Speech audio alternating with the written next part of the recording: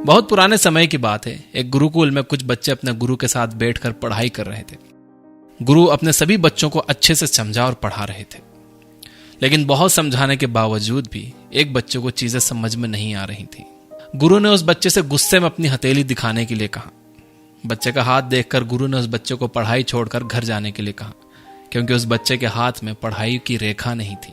तभी उस बच्चे ने एक छोटा चाकू निकालकर अपने हाथ पर गहरा निशान बना दिया और कहा कि अब तो मेरे हाथ पर पढ़ाई की रेखा है गुरुजी, तो क्या मैं अब पढ़ सकता हूं? गुरु ने बच्चे के इस करेज को देखकर कहा, तुम्हें कोई भी चीज पढ़ने से नहीं रोक सकती।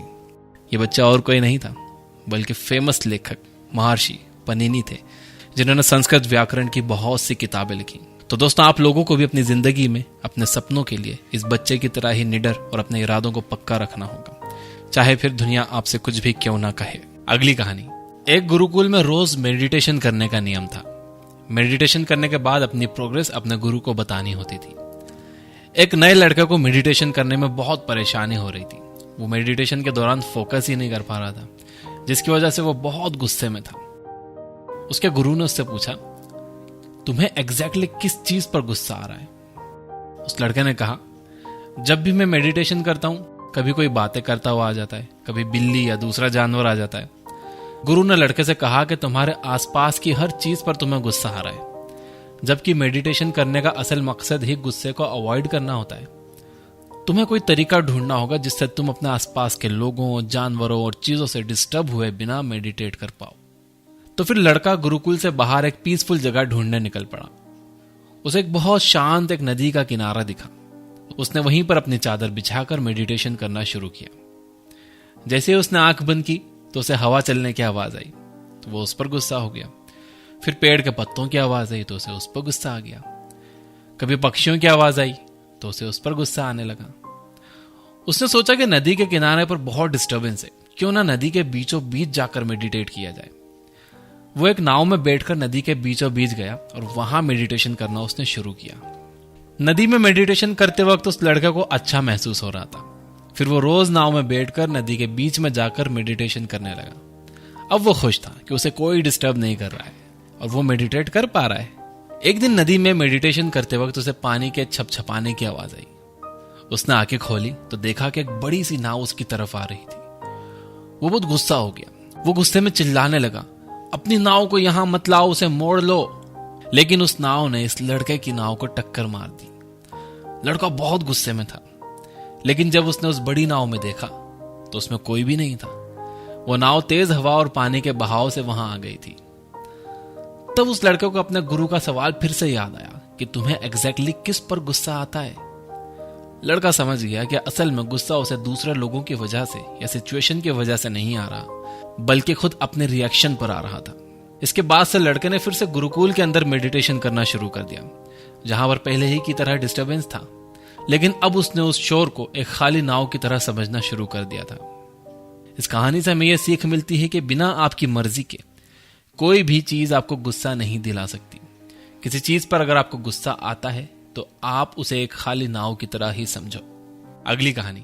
एक बार एक आदमी ने एक कैंप में बहुत सारे हाथियों को एक छोटी सी रस्सी से बंधा हुआ देखा। रस्सी बहुत कमजोर थी, फिर भी हाथी उसे तोड़कर भागने की कोशिश नहीं कर रहे थे। कैंप के मास्टर ने उस आदमी को बताया कि उन्होंने बचपन से हाथियों को ऐसी ही छोटी रस्सी से बांध रखा है।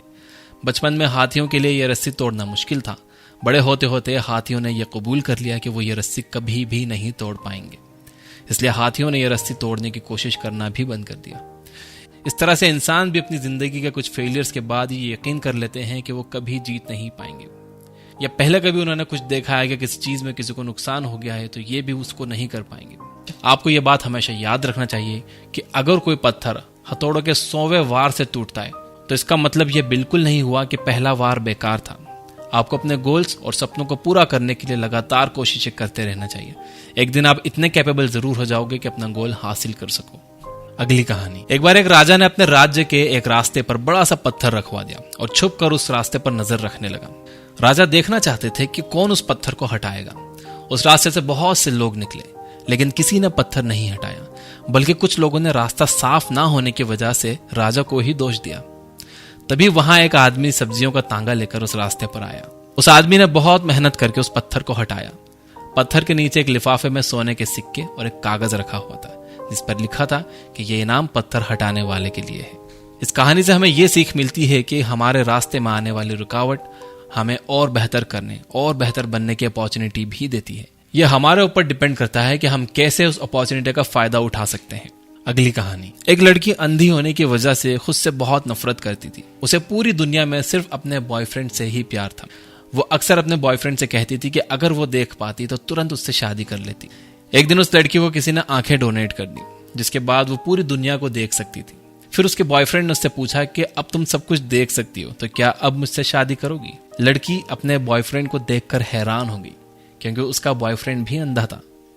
लड़की ने उससे शादी करने से इनकार कर दिया, जिसके बाद लड़के ने दुखी मन के साथ उससे कहा, मेरी आंखों का ध्यान रखना, और वो वहां से चला गया।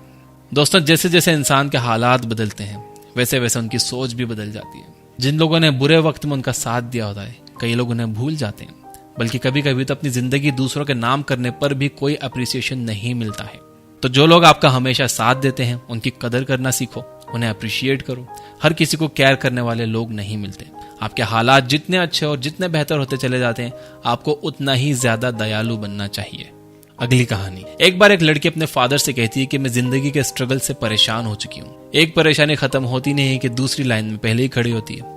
फादर अपनी बेटी की बातें सुनकर उसे अपने साथ किचन में ले जाते हैं और बैठकर देखने के लिए कहते हैं। वो 3 बर्तनों में पानी उबालते हैं और एक बर्तन में आलू, दूसरे में अंडा और तीसरे में कॉफी बीन्स डाल देते हैं। 20 मिनट के बाद अंडा आलू प्लेट में और कॉफी को कप में निकालते हैं और अपनी बेटी को समझाते हैं कि यह आलू हार्ड से सॉफ्ट हो गया, अंडा नाजुक से हार्ड बन गया और कॉफी बीन्स ने एक टेस्टी ड्रिंक बना दी।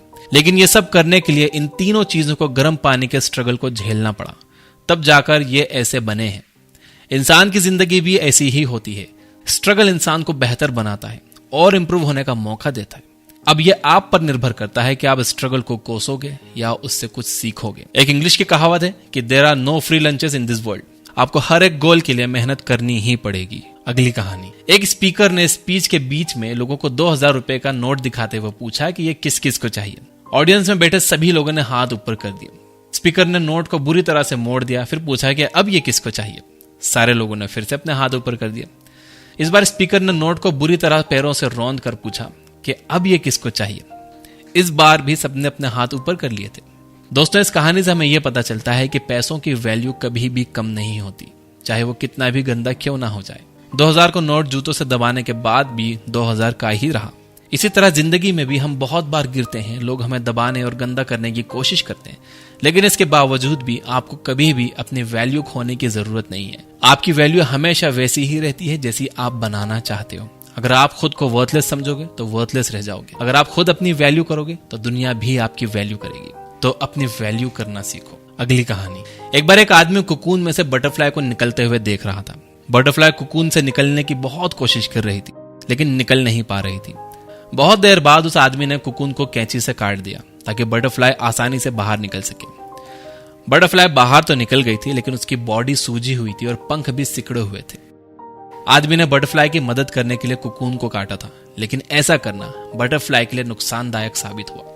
कुकून से निकलने के लिए जितना ज्यादा बटरफ्लाई स्ट्रगल करती, उसकी बॉडी उतनी अच्छी होती और पंख भी उतने ही ज्यादा बड़े होते। ठीक ऐसे ही इंसान की जिंदगी होती है। आप जितना स्ट्रगल करते हो उतना ही ज्यादा कामयाब बनते चले जाते हो। अगर आप ये सोचोगे कि आपको बिना मेहनत के, बिना प्रोसेस के थ्रू जाए सब कुछ मिल जाए, तो आप उस कामयाबी को संभाल नहीं पाओगे।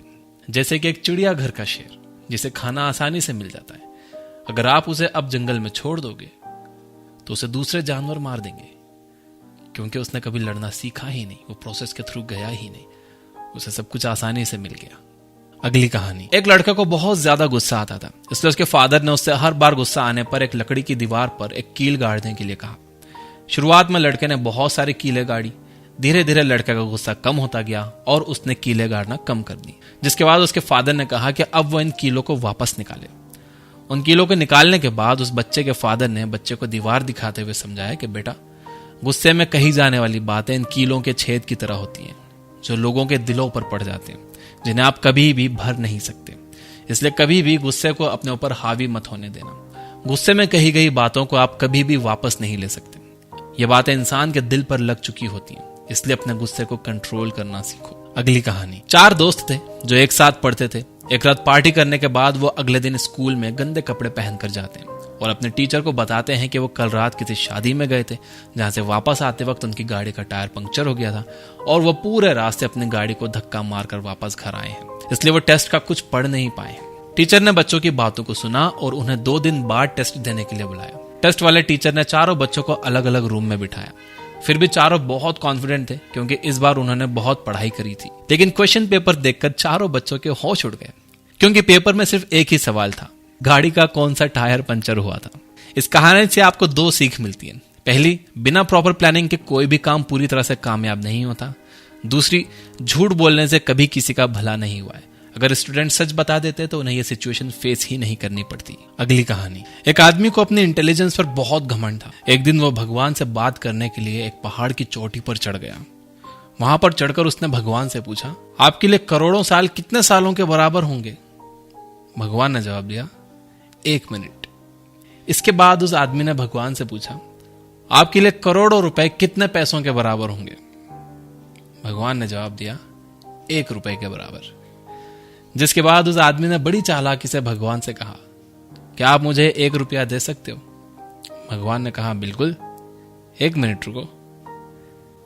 इस कहानी से आपको समझ आएगा कि कभी भी किसी को खुद से कम समझदार नहीं समझना चाहिए, स्पेशली उससे जिसने आपको आज इस लायक बनाया कि आज आप अपने इंटेलिजेंस का दावा कर रहे हो। अगली कहानी। एक गांव में लोग अक्सर अपनी परेशानियों का दुखड़ा एक बूढ़े आदमी को रोज आकर सुनाते थे। एक दिन बूढ़े आदमी ने उन सबको बुलाया और उन्हें एक जोक सुनाया। सभी गांव वाले जोक सुनकर हंसने लगे। बूढ़े आदमी ने फिर से वही जोक सबको सुनाया। इस बार सिर्फ कुछ ही लोग उस जोक पर हंसे। बूढ़े आदमी ने फिर से वही जोक सुनाया, लेकिन इस बार कोई भी उस जोक पर नहीं हंसा। गांव वालों ने कहा कि एक ही जोक पर हम बार बार कैसे हंस सकते हैं? बूढ़े आदमी ने इसके जवाब में गांव वालों से कहा, आप लोग ठीक कह रहे हो, लेकिन फिर एक ही परेशानी का दुखड़ा रोज रोज कैसे रो सकते हैं? परेशानियां सबकी लाइफ में होती हैं, लेकिन इसका मतलब ये नहीं है कि आप उन परेशानियों का बहाना लेकर बैठ जाओ और उनका कोई सॉल्यूशन ही ना ढूंढो और जो मिले उससे बस हमेशा वही परेशानियों का दुखड़ा रोते रहो। अगली कहानी। एक बार एक जंगल में हाथी अपने झुंड की तरफ जा रहा था। तभी उसे रास्ते में एक सुअर कीचड़ से लथपथ मिला। हाथी सुअर को देखकर पीछे हट गया ताकि सुअर पहले निकल सके। सुअर ने अपने दोस्तों को जाकर कहा, मैं इतना ताकतवर हूं कि एक हाथी भी मुझे देखकर पीछे हट गया। यह बात सुनकर जंगल के सारे जानवरों ने हाथी से पूछा, क्या यह बात सच है कि तुम उस सुअर से डर गए थे? हाथी ने सबको बताया, मैं उस सुअर को अपनी एक टांग से ही मार सकता था, लेकिन वो सुअर पूरी तरह से कीचड़ में लथपथ था। अगर मैं उसे मारता तो मेरी टांग गंदी हो जाती, इसलिए खुद को गंदगी से बचाने के लिए मैं पीछे हटा था। इसी तरह आपको भी कभी कभी खुद को गलत चीजों से, गलत लोगों से बचाने के लिए पीछे हटना पड़ता है। अगली कहानी। गर्मी के मौसम में एक शेर अपनी गुफा से शिकार करने के लिए निकला। बहुत देर बाद उसने एक खरगोश को पकड़ा। तभी शेर के सामने एक हिरन भी आ गया। शेर ने सोचा, इस खरगोश से तो मेरा पेट वैसे भी नहीं भरेगा, तो इसे छोड़कर मैं हिरन को पकड़ लेता हूं। शेर खरगोश को छोड़कर हिरन के पीछे भागा। बहुत कोशिशों के बाद भी शेर हिरन को नहीं पकड़ पाया और हिरन भागते भागते जंगल में कहीं गायब हो गया। शेर के लालच की वजह से उसे ना खरगोश मिला और ना ही हिरन। इसी तरह से हमें भी जिंदगी में बहुत से मौके मिलते हैं, लेकिन हम हमेशा उससे बेहतर की तलाश या लालच में उस मौके को भी गवा देते हैं। हमें हर मौके को बेहतरीन समझना चाहिए और उसका फायदा उठाना चाहिए। अगली कहानी। एक बार 2 दोस्त राम और श्याम रेगिस्तान में चल रहे थे। तभी अचानक दोनों के बीच किसी बात को लेकर बहस हो गई, जिसकी वजह से राम ने श्याम को थप्पड़ मार दिया। श्याम को थप्पड़ लगने पर बहुत दुख हुआ। उसने दुखी मन के साथ रेत पर लिखा, मेरे बेस्ट फ्रेंड ने आज मुझे थप्पड़ मारा। कुछ दूर चलने के बाद उन्हें एक पानी का तालाब मिला। दोनों पानी पीने के लिए उस तालाब के पास गए। तालाब के पास बहुत फिसलन थी, उससे श्याम फिसल कर तालाब में जा गिरा। राम ने तुरंत श्याम को तालाब में डूबने से बचा लिया। श्याम ने इस बार एक पत्थर पर लिखा, आज मेरे बेस्ट फ्रेंड ने मेरी जान बचाई। राम ने श्याम से कहा, जब मैंने तुम्हें थप्पड़ मारा तो यह बात तुमने रेत पर लिखी थी, और जब मैंने तुम्हारी जान बचाई तो तुमने ये बात पत्थर पर क्यों लिखी? श्याम ने राम को जवाब देते हुए कहा, जब हमें कोई चोट पहुंचाता है या दुख देता है तो हमेशा उसे रेत पर लिखना चाहिए, ताकि माफी की हवा उस गलती को हमेशा के लिए मिटा दे। और जब कोई आपके साथ अच्छा करता है तो आपको उसे ऐसे ही पत्थर पर लिख देना चाहिए, जिससे कोई भी गलती वाली हवा का झोंका उसे मिटा ना सके। इस कहानी से हमें यह सबक मिलता है कि इंसान को हमेशा अपनी जिंदगी की पॉजिटिव चीजों पर ध्यान देना चाहिए। जो हमारी केयर करते हैं वो हमसे नाराज होते हैं, गुस्सा होते हैं, लेकिन मुसीबत के वक्त में भी वही हमारी मदद के लिए सबसे आगे खड़े होते हैं। इसलिए अपने आसपास के लोगों की पॉजिटिव चीजों पर फोकस करिए। तो दोस्तों, ये थी 15 कहानी। उम्मीद करता हूं इन कहानियों से आपको काफी कुछ सीखने को मिला होगा। इन कहानियों को अपने सभी चाहने वालों के साथ शेयर जरूर करिए। वीडियो पसंद आया हो तो इसे लाइक जरूर करना, आपके लाइक बहुत मायने रखते हैं। अगर इस वीडियो से आपको थोड़ी भी हेल्प मिली हो, आपकी परेशानियों से निकलने का कोई थोड़ा भी रास्ता दिखा हो, तो आप कमेंट जरूर करना। मैं आप सबके कमेंट्स पढ़ता हूं और आपके कमेंट्स मुझे इंस्पायर करते हैं और अच्छा कंटेंट बनाने के लिए। और रियल लाइफ स्टोरीज सुनने के लिए डाउनलोड करिए ये बुक ऐप। वहां पर एक नया सेक्शन हमने ऐड किया है, बेड टाइम स्टोरीज, जहां पर आपको बहुत इंस्पायरिंग रियल लाइफ स्टोरीज सुनने को मिलेगी। Finally, you guys are amazing. Keep reading, keep learning, keep growing. Thank you for watching.